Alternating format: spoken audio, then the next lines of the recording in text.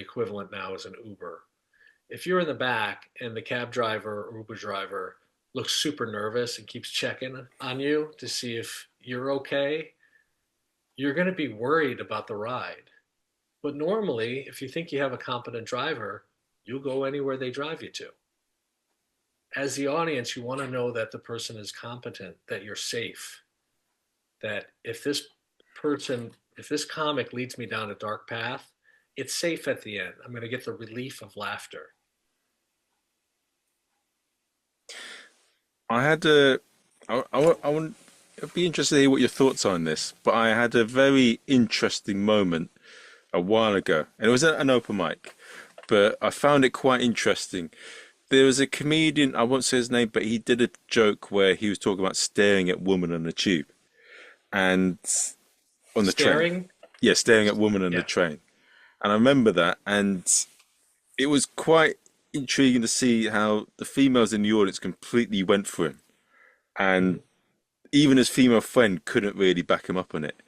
But he got offended that the woman didn't laugh or that people didn't find it funny. And they got into a passive aggressive argument, like, when someone says, "Oh, that was good, this is good." But it was, and the thing is, when I was looking at that, I was thinking, if he'd really played it well and really delivered it in the right way, he would have got a huge big laugh from it because of the tension he'd built from creating such a tense situation. But because he did it half-heartedly and like not without much care or hard work or craftsmanship, it did terribly, and he was annoyed that it didn't. Yeah, he was surprised that people got offended by it.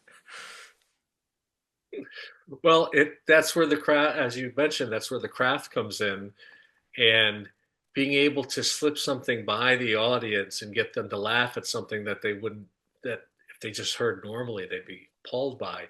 To get them to, it's persuasion, it's sales.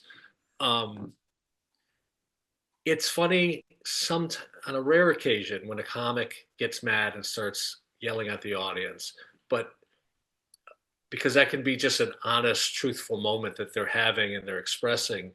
But a lot of times, a comic will blame the audience and go, "Oh, it's your fault. You didn't understand what I'm saying," and laugh at how I said it or whatever.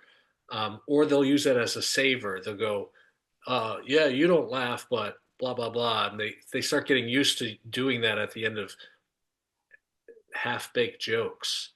But I don't know to put a percentage on it, but I want to say 99% of the time, it's not the audience's fault. They came to be entertained. They paid money. Why would you put it on them? The responsibility of the communication is on the communicator.